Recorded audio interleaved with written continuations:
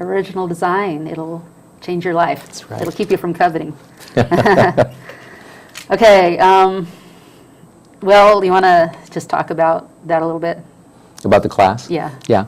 The freedom class, when we're talking about original design, we're wanting to reconnect people with what their destiny is, with the way that God has made them. And what we find is that most of the time, life has not treated people well. I mean, they are out of touch with how they were created to be.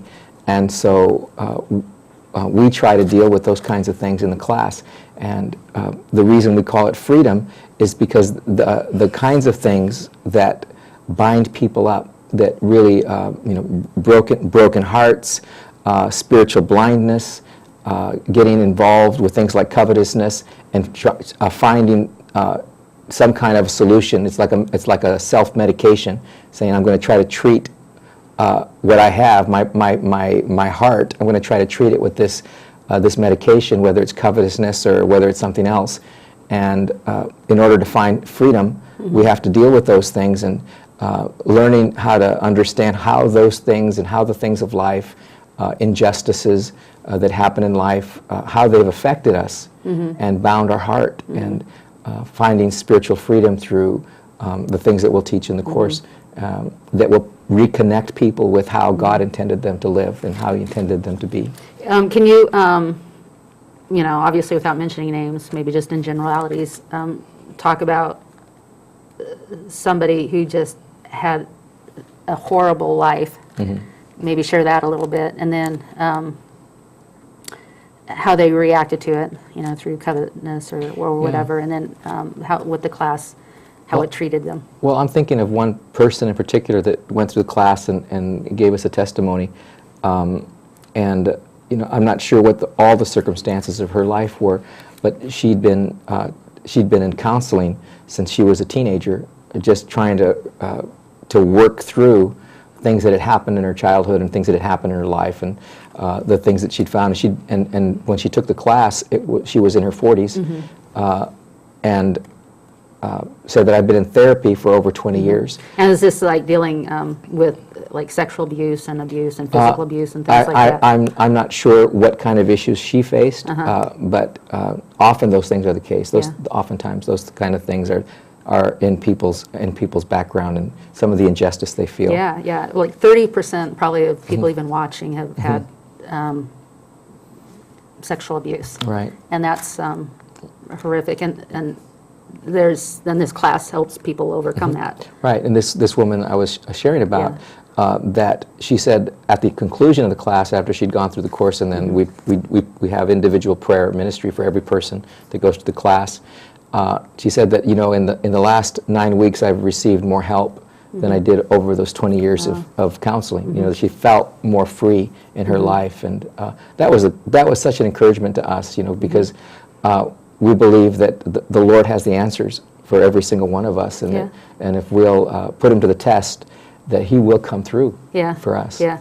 Now, I've heard a lot of people say, I tried God, and it didn't work. What do you have to say about that? I think just even the phrase of that, I've tried God, is an interesting way of putting it, because when we talk about faith and coming to follow Jesus, really it comes down to what we're willing to come and submit ourselves to the Lordship of Christ. And so it's more of a surrender than a trial. It's more like, it's not like samples, I'm going to, like a Costco or something, where I'm going to try this out and see if I like it, because God is not someone that's going to serve us all the time. We're to serve Him.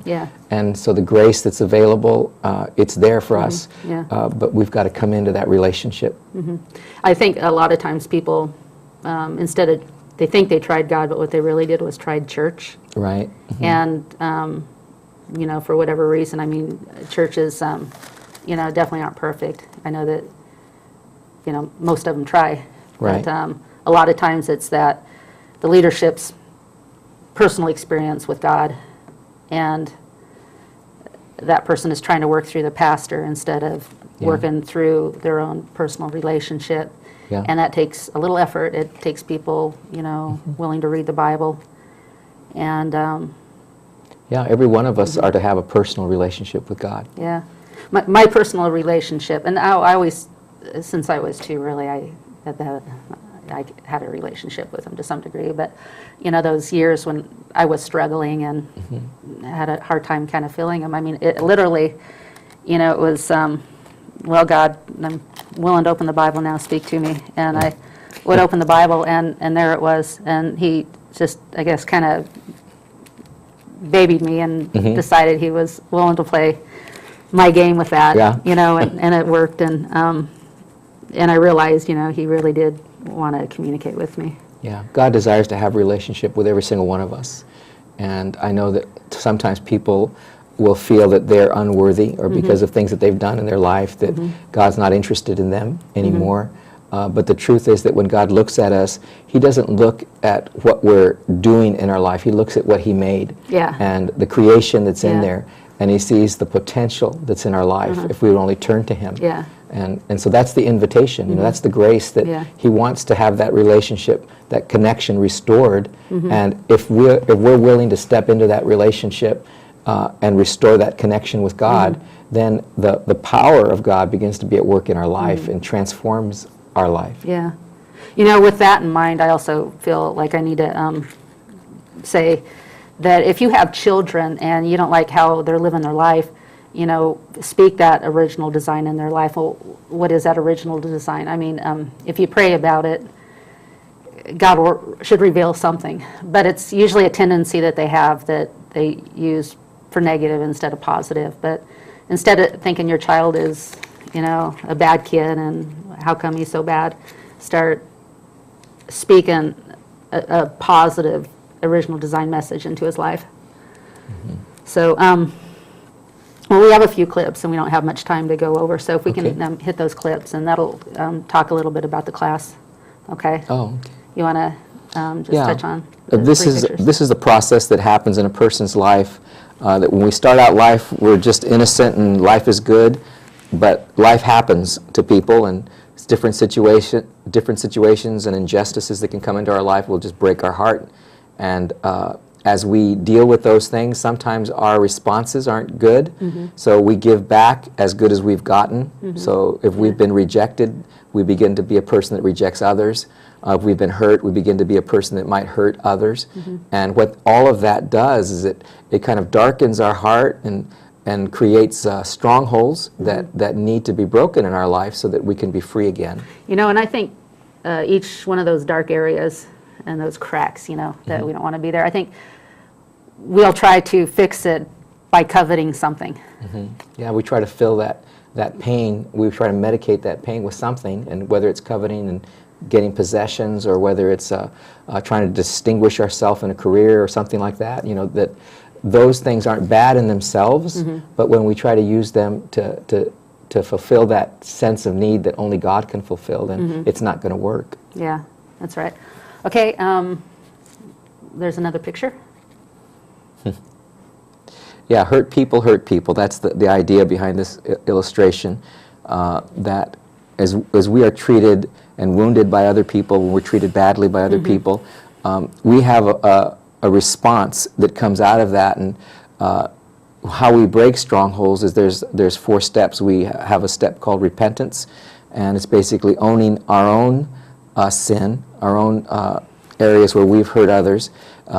Even if it's been initiated by somebody else, we don't say that we're kind of taking responsibility for what someone else has done, but that our response to that action, we do take responsibility for, and there's forgiveness and things like that we need to see happen in order to be free. Yep. Okay, see the last picture. Right. The stronghold issues in our life, it is likened to a tree, and just as a tree has branches and leaves, a lot of times the outworking of what goes on in a person's life, we see the behaviors, and those behaviors are what we try to deal with. And it's kind of like trimming the hedge, thinking that it's going to solve the problem, but it doesn't. It's what we do at the roots, is actually dealing with the root causes of things like injustice, trauma, sin behaviors that we might have, different generational patterns. Those kinds of things are the roots that actually cause strongholds to be formed in our life, and the branching and the outworking at the leaves is basically what people see. At the leaves are the behaviors that we'll deal, and we'll give people those behaviors in their treatment. Maybe it's selfishness, maybe it's rejection or other things like that.